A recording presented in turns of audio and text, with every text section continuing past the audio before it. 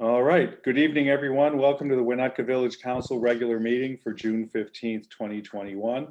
I'd like to call the meeting to order and ask everyone to either mute or turn off your cell phone or other electronic devices. And if you could mute your microphone when you're not speaking, it may improve the sound quality of the meeting. Rob, could you please do a roll call? Certainly. Trustee Lampier, Here. Trustee Apatow, Here. Trustee Dearborn, Here. Trustee Swerk, Here. Trustee Mancini, Here. Trustee Kripe, Here. President Rintz. Here. All right, item number 2 is Pledge of Allegiance. I've asked Trustee Mancini to lead us in the Pledge of Allegiance this evening. Yep. I pledge allegiance to the The flag, flag, United States United States of of America, America, for which it and stands, to the republic, republic for which it stands, one one nation, nation, under under God, God, indivisible, indivisible, with with liberty. liberty and justice justice for all. That sound back confuses me.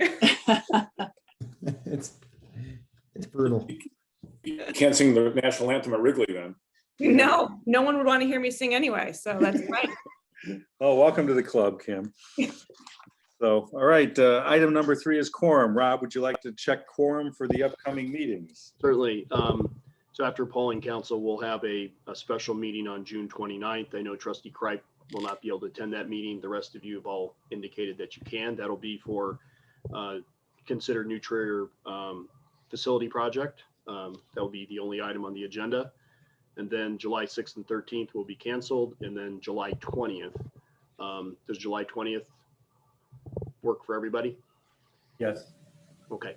If there's any conflicts, just let me know. Thank you. Thank you, Rob.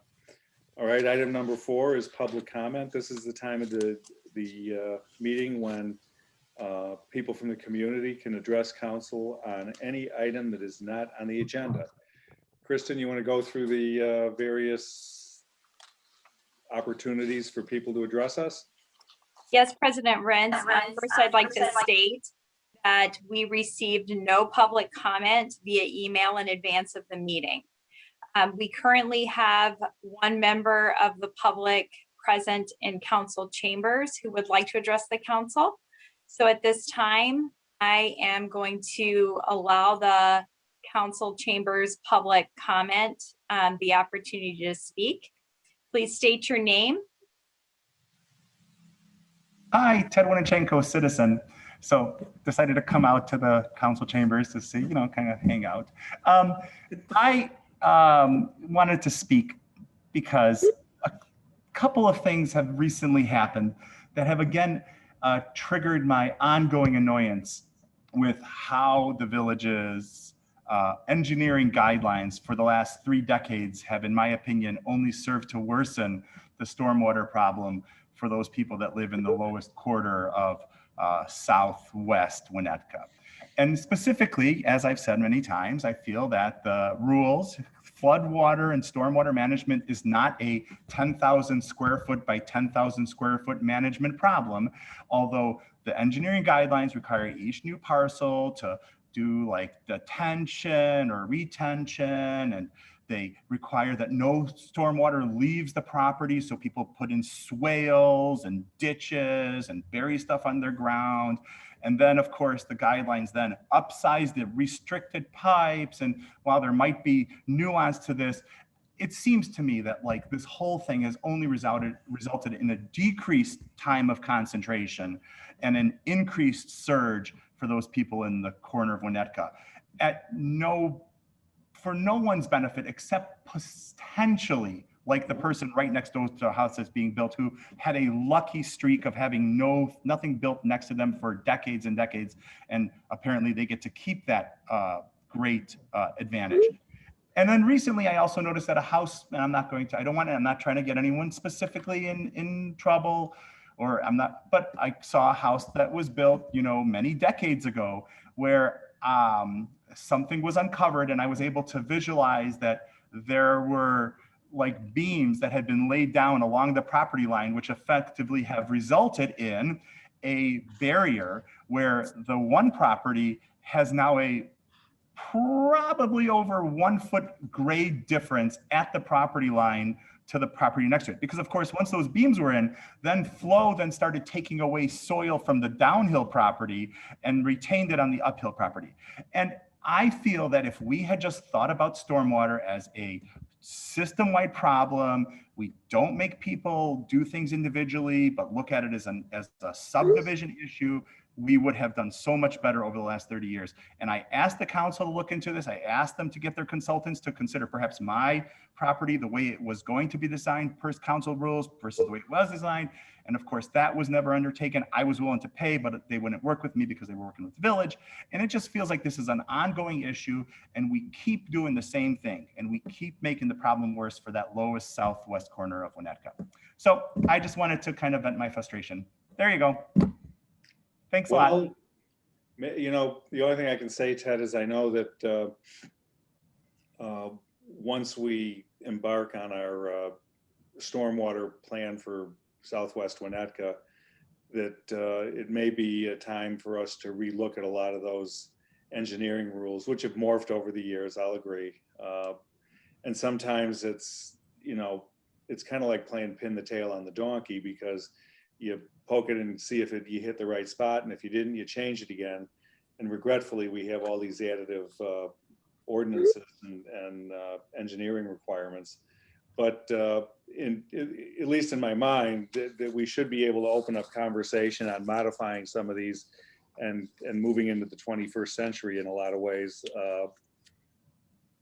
If you know, the stormwater system ends up doing what we all hope it will be. So, but thank you for your comments. I understand staff is working with you on a few issues on your property. So Yeah, that was appreciate the input, and again, good night to take a walk up to Village Hall. So All right, maybe have I'll a do nice a little day. later. Thank you. Thanks, Ted. See you. Kristen? So next, President Rentz will recognize any members of the public in attendance at the Zoom meeting. If you'd like to address the council on an item not on the agenda, please use the Zoom platform to raise your hand at this time. No hands are raised, President Rentz. That concludes public comment. Okay, hold on here one sec. Thanks, Kristen. All right, item number 5 this evening is reports. Show of hands for anybody who has a report this evening.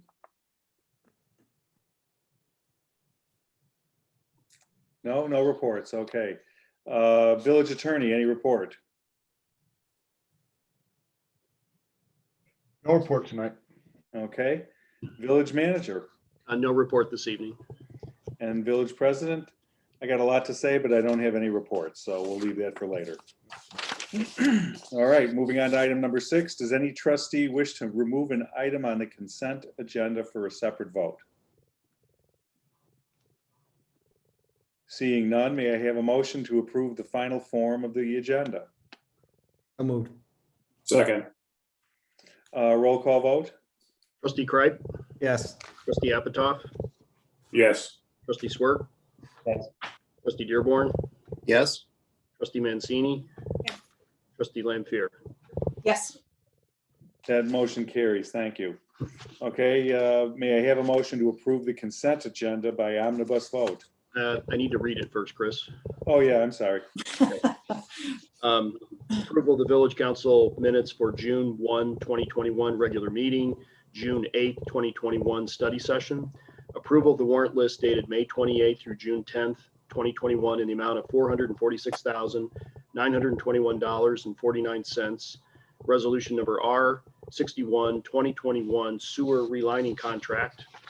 And resolution number R64, 2021 extending the authorization for the delivery and carry out of cocktails. All right, thanks, Rob. Now, may I have a motion to approve the consent agenda by omnibus vote? So moved. Second? Roll call vote? Trustee Kripe, Yes. trustee Lampier, Yes. trustee Mancini, Yes. sorry, trustee Swerk, Yes. trustee Dearborn, Yes. Trustee Apatow. Yes. That motion carries. Thank you. Item 8 on the agenda is resolution number R63, 2021, Willow Road outfall. The village has budgeted funds for a project to stabilize the shoreline at Willow Road where it meets Lake Michigan. Here to review the project is our Assistant Village Engineer, Emily Grimm. Hi, Emily. Hey everyone. Hi, I'm Emily Grimm. For those of you that I haven't met yet, I'm the new assistant village engineer. And yeah, I'm going to take you through the Willow Road outfall project. So in 2019, we had really high wave action in Lake Michigan, and it destroyed a kind of a part of the revetment down to the lake along the end of Willow Road. The village has a section of right-of-way that goes all the way to the lake, end of Willow Road there. So this project is to restore that revetment and that protection so that so that there's no more erosion, and that area is stabilized for the future. So Shabika Associates did the design.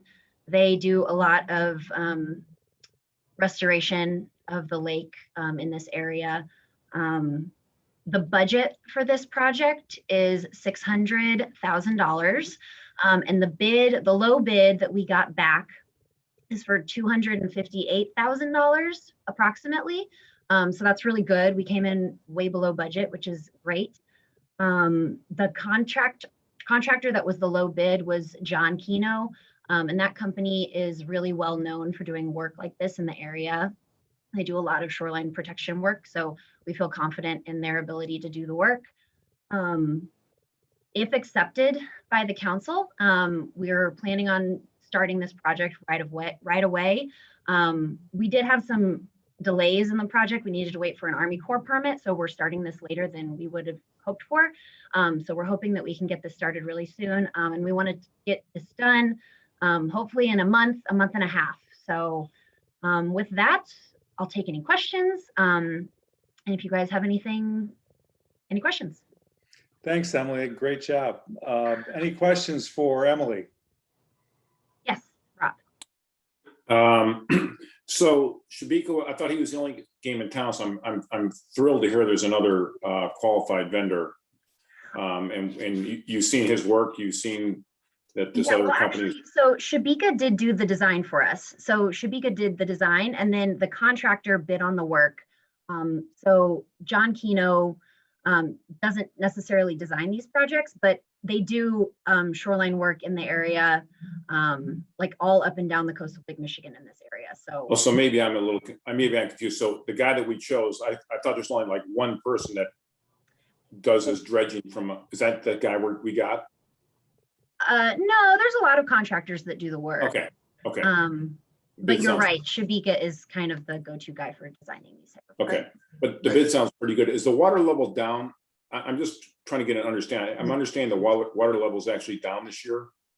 Is it? I know Yes. that it's still high relatively. I think it was highest in 2019. Yeah, slightly down. Actually, Slightly it was highest last year. And Highest it's last down year. this year. Yeah. Okay. I only know because I have a cottage on Lake Michigan. I'm acutely aware of what it is. Yeah, 14 it's inches definitely lower. In doing this work to protect the shoreline, are we actually strengthening the security down there? So kids, I know there's been kids down there playing among the rocks.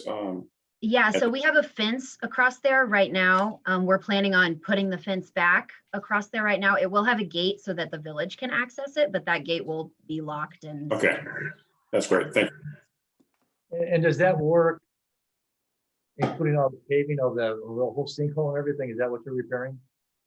Or is that a whole different project? Sorry, say that again? Maybe I'm just a little bit confused. I know this is the Willow Road. This has nothing to do with Tower, sorry. Yeah. I'm on the wrong project. Yeah. Sorry. Okay. Yeah, All right, and I know there's- Tower Road will come back as Yeah. Water and Electric works on design and repair specs. Totally. John, you're a little garbled. Your feed is Also, your garbled. connection is bad. Yeah. Whatever. I can't hear you. I have a question. I know there's 2 residents on either side of that right of way. Have they been informed of the project? Is it going to affect them at all? Yes, yeah. So we actually had a meeting out there with residents. It's probably been about a month ago now. But the two residents that are right on the shoreline there were present and do know that the work is starting, as well as a few others that were down the street. So yes, I bet you they're thrilled. yeah, they're excited. Yes, they want that restored. Emily, I was kind of taken aback by the range of bids here and the, the village budgeted 600,000. Mhm. Let's throw out the high guy. Let's take what do you attribute the differences in these bids? Is there a different approach to this work, or, what's driving the difference for what the village thought? And let's say the guy that came in at 412,000. Right. Well, so I think a lot of it has to do with the materials and how they get the materials on site. So a lot of times they can barge materials in over the lake.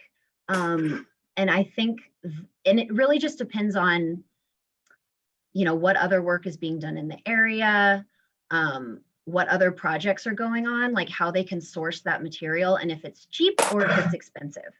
So I think these contractors just had different sources probably of where they were going to get those materials and how they were going to get them onto site. That's just kind of my thoughts. Emily, Yes. if I had to guess, and the only reason I know this is because I had to do some construction work in the lake last year when the lake was high. Yeah, It's really hard to do that work when the waves are, high. So I suspect the fact that the lake is low is making it cheaper for us because it's got to be easier for them to get the job done. If I had to guess, I mean, again, I don't know, but that's I probably suspect true. it's, yeah. Yeah. But Shabika, I'm assuming that their plan is very specific in terms of Mhm. materials and Mhm. design and the architecture of it and so on. Mhm. And we know that Keno or whatever is following the same protocols that Michelle's or Michael's was at 700,000. I mean, if it's the same exact material and so on, it's kind of surprising to me that the range is that large. And, Penny, even with the water level down, we budgeted 600,000. This is coming in, less than half of that. So it's just, Mhm. I'm just kind of curious on the. Yeah, Trustee Dearborn, I might be able to add a little flavor to this. I think it also depends upon the amount of work that each of these contractors have in play. And for example, if their book is fully committed and they still want to try to get some extra work, then it may cost them more for, extra labor and equipment that they may not have available in their normal, stock. They may have to ramp up for an additional project beyond what they're committed to. But for context, Michael's was the contractor that won the bid for the Park District at Lloyd, and they did all of that work.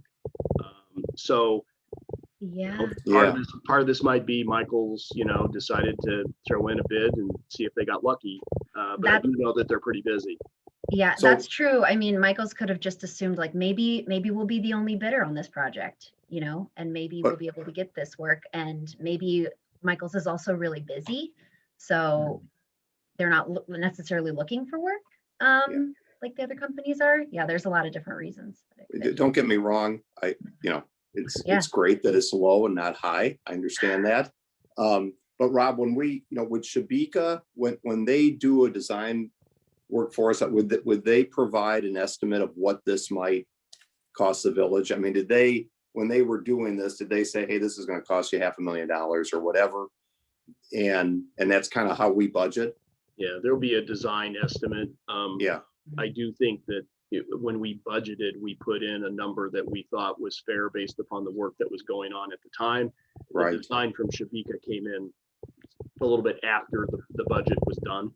I see. But this was our best guess at the time. We were putting, based upon other projects that were going on in the area, this was the number that we thought was best to plug into the capital plan.